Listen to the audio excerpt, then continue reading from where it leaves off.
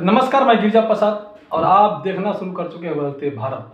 बदलते भारत की तस्वीर में एक दिन कहीं से कहीं नई तस्वीर लाने की कोशिश करता हूं, जिसमें आज फिर एक बार मैं दिनेश मौर्य जी के पास आया हूं। दिनेश मौर्य जी एक सोशल एक्टिविस्ट हैं और एक बहुजन समाज से जो एक खास ताल्लुकात रखते हैं, समाज के बारे चिंतन ग्रहण करते हैं। इस पे हम लोग बात करेंगे। आज ओबीसी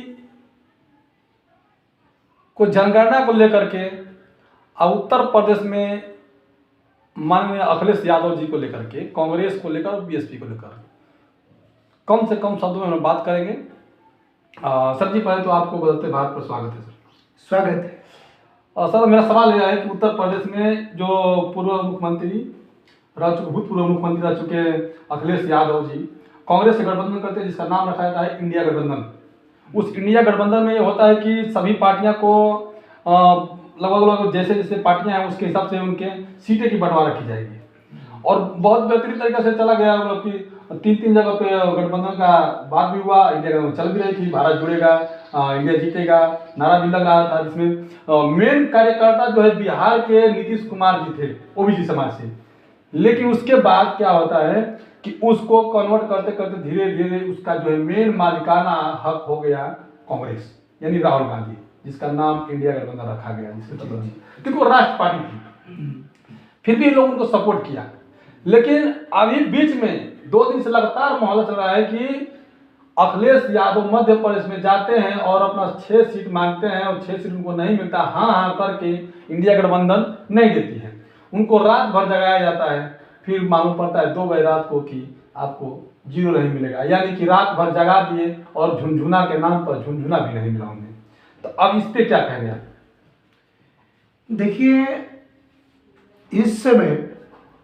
इसमें जो सरकार है और जो विपक्ष की एक बड़ी टीम है कांग्रेस पार्टी, जिसे हम लोग कहते हैं जी, कांग्रेस पार्टी में भी ज्यादातर सवर्णों की राज है।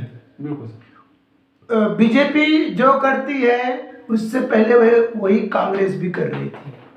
वो अपने तरीके से कर रही थी, अपना नाम लगा के, अपने तरीके से कर रही है अपना नाम लगा के। ये लोग कभी भी नहीं चाहते कि बहुजन समाज का जो पार्टियां हैं वो आगे आए, वो फ्रंट पे आए, तो इसलिए उन्होंने सीटें नहीं दिया। आखिर जब इंडिया गठबंधन हुआ उस वक्त सभा वाला के सभी को मोदी जी को हराना है, बीजेपी को हराना है। तो बीजेपी को हराने के लिए क्या कांग्रेस ही है केवल अकेला? एक तरफ राहुल गांधी कहते हैं कि मैं एक अकेला बीजेपी के लिए लड़ रहा हूँ, तो फिर इंडिया गठबंधन में है कौन जो नहीं लड़ रहा है? देखिए, यही तो राहुल गांधी की कमी है। राहुल गांधी की जो सोच है वो सिर्फ व्यक्तिगत के लिए है। वो ये चाहते हैं कि नहीं, हमारा कांग्रेस पार्टी ही आगे बढ़े। इसी वजह से वो सत्ता से दिन प्रतिदिन दूर चलते जा रहे हैं। और जो इंडिया गठबंधन है, इंडिया गठबंधन में बात ऐसी हुई थी कि सारे लोग मिल करके पूरे भारत में सारी जितनी पार्टियां हैं बहुजन समाज की, उन सभी पार्टियों को मिला करके बीजेपी को हराया जाएगा। अरे कैसे हराया जाएगा जब आप जहाँ पे मजबूत रहते हैं, जहाँ पे कांग्रेस मजबूत रहती है वहाँ पे गठबंधन नहीं करती है। उत्तर प्रदेश में जनाधार नहीं है कांग्रेस का, बिहार में जनाधार नहीं है, वहाँ पे गठबंधन करती है, मध्य प्रदेश में नहीं गठबंधन करती है, राजस्थान में नहीं गठबंधन करती है। कैसे फिर एक होंगे लोग? देखिए, यही अहंकार कांग्रेस को एक दिन पूरी तरह से खत्म कर देगा भारत से। ये कह रहे थे ना कि मोदी जी कि मैं कांग्रेस मुक्त भारत बना दूंगा, तो हो जाएगा। वो मोदी जी को बनाने की कोई जरूरत नहीं है। कांग्रेस की जो अहंकार है, जो राहुल गांधी की अहंकार है, वो खुद ही भारत से खत्म कर देगा। क्योंकि जब तक बहुजन समाज एकजुट नहीं होगा, बहुजन समाज जो पार्टियां हैं, चाहे वो सपा की हो, चाहे रालोद हो, चाहे आरजेडी हो, चाहे बसपा हो, अगर ये सब मैदान में उतरेंगे नहीं तो अकेले कांग्रेस के बस की बात नहीं है। राहुल गांधी तो वैसे भी बिल्कुल निचले पायदान पर चले गए हैं। पहले से उनकी एक बनी बनाई पार्टियां हैं, लोग उससे जुड़े हुए हैं, इसलिए वो अभी भी बचे हुए हैं, लेकिन हर जगह से वो आपकी बात से। लेकिन मेरा कहना क्या है कि जिस तरह से ओबीसी समाज के जो लालू यादव हैं, नीतीश कुमार है, अखिलेश यादव हैं, वही लोग तो ढोते हैं इनको, क्या बोलते हैं, कांग्रेस को, दूसरा कौन होता है? देखिए ऐसा है कि आज भी पूरे भारत में सबसे बड़ी पार्टी अगर बीजेपी की बात कोई है तो कांग्रेस ही है, ये मानना पड़ेगा। हाँ, जनसंख्या किस बेस पे हाँ? किस बेस पे वो मानिए जिसका अस्तित्व जो कि पहले उनमें कुछ मुस्लिम समाज थे, अभी मुस्लिम ही खिलाफ हो गया है कांग्रेस की, और अखिलेश यादव जी तो सपोर्ट थे। एक मिनट, स्वर्ण क्लास के लोग थे, जो फॉरवर्ड क्लास के लोग होते हैं, ब्राह्मण समाज, क्षत्रिय समाज और वैश्य समाज, ये तीनों तो बीजेपी से चिपके हुए हैं। फिर कांग्रेस के पास कहाँ रहे? और जो SC ST के लोग थे, जो SC ST OBC के लोग, तो OBC समाज के लोग तो अखिलेश यादव से लालू यादव चिपक गए।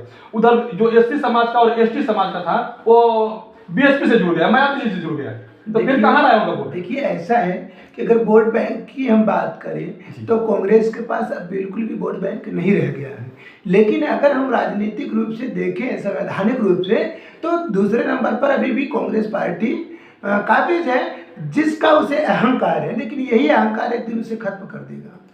दूसरा बता रहा हूँ कि जिस तरह से अखिलेश यादव का अपमान किया गया 6 सीट को लेकर के नहीं, और अखिलेश यादव ने तो अभी आज भी कह रहे हैं कि हमें बुलाकर धोखा दिया गया। अगर हमें पता होता कि इंडिया गठबंधन कांग्रेस से मिले, कांग्रेस जो है कि बीजेपी से मिला हुआ है, तो मैं पहले ही इंडिया गठबंधन में नहीं आता। नहीं, देखिए अखिलेश यादव एक बड़े ही जुझारू और कर्मठशील है नेता हैं बहुजन समाज के। उन्हें यह लगा कि नहीं, कांग्रेस जुड़ रही है और कांग्रेस दिन और प्रतिदिन सत्ता से बेदखल होती जा रही है, देश से बेदखल हो रही है, तो ये हम लोगों से जुड़ा है और हम लोग मिलकर के काम करेंगे। राहुल गांधी भी एक युवा साथी हैं, अखिलेश यादव भी साथी हैं, लेकिन जिस तरह से राहुल गांधी क्या कर रहे हैं कि जिस राज्य में अगर वो मजबूत हैं थोड़े, तो वो उस राज्य में तमाम बहुजन समाज पार्टियों को अलग कर रहे हैं और खुद को आगे ला रहे हैं। यही अहंकार है उनकी।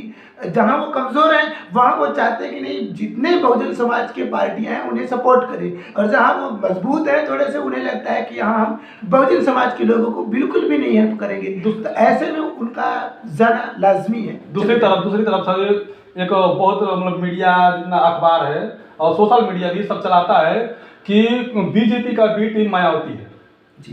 सुनिए, क्योंकि ये पूरे लोग उसके जो SC ST OBC के, जैसे कि अखिलेश यादव भी कहते थे कि बीजेपी का बी टीम में मायावती, जो गठबंधन में नहीं आ रही थी, अभी हाल ही में, ज्यादा नहीं, लगभग 10 से 15 रोज हुआ जी।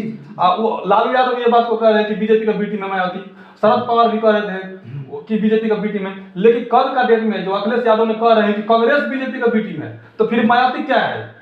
देखिए मायावती ऐसा है कि मायावती हमेशा से बहुजनों की एक मसीहा रही है, लेडी रही है, आयरन लेडी उन्हें कहा जाता है, लेकिन उन्हें जिस तरह से बहुजन समाज पार्टी में तमाम बहुजन समाज पार्टी के जो अलग नेता थे, OBC ST SC नेता थे, जो पुराने प्रत्याशी कांशीराम साहब के ज़माने से थे, वो कहीं न कहीं वो असहज रूप से अपने आप को स्वीकार कर रहे थे, इसलिए पार्टियों से बाहर हो गए बहुत सारे लोग। लेकिन अगर हम बात करते हैं कि Bahujan Samaj party B team है, तो बिल्कुल भी बी टीम नहीं है।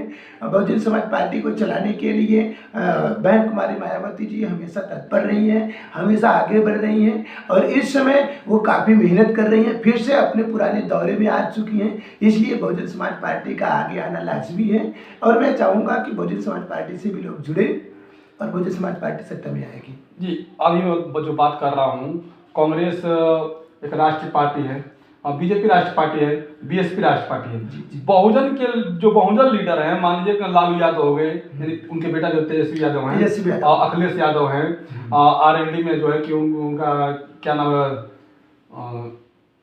उनका नाम तो मैं भूल चुका हूँ, और हेमंत सोरेन जी हैं। तो ये सब जितने OBC के हैं, जयंत चौधरी, और तो जितने सब OBC लीडर हैं या फिर SC ST के जो ट्राइबल पार्टी के जो हैं, तो क्या अगर BSP की तरफ, अगर जैसे कांग्रेस के कुछ जनाधार नहीं है, फिर उससे लोग जुड़ रहे हैं, अगर ये लालू यादव, अखिलेश यादव, हेमंत सोरेन, जयंत चौधरी, ऐसे तमाम सारी जो पार्टियां, जो बहुजन की पार्टियां हैं, जो 85% लोग कहते थे, मानव कांशीराम कहते थे 85%, वो अगर पार्टी अगर BSP को गठबंधन करती है, तो क्या बहुजन सत्ता आएगा कि नहीं आएगा?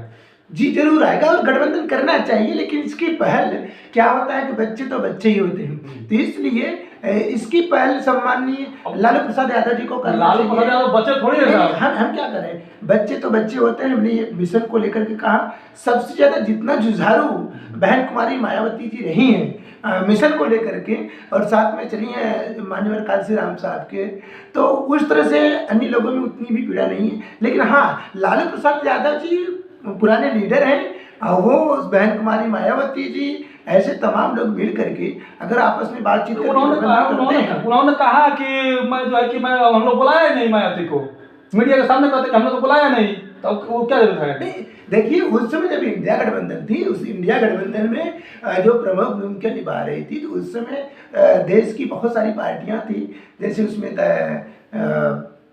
ये बंगाल की तृणमूल कांग्रेस भी थी, सीपीआई थी, बहुत सारी पार्टियां थी।